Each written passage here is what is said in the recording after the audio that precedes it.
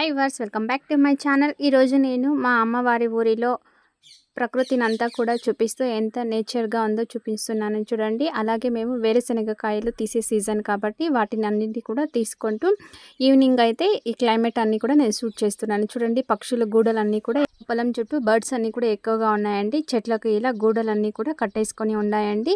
ఈ క్లైమేట్లో అయితే మేము వేరుశనగకాయలు తీస్తూ అలాగే వాటిని పొలాలలోనే కాల్చుకుంటూ తింటూ ఉంటామండి. అలాగే ఈరోజు కూడా మేము అలాగే చేసామండి. ఆ వీడియో మొత్తాన్ని కూడా నేను ఇలా షూట్ చేస్తున్నానండి షార్ట్ వీడియోగా. చూడండి పంట పొలాలన్నీ కూడా ఎంత పచ్చగా ఉన్నాయో.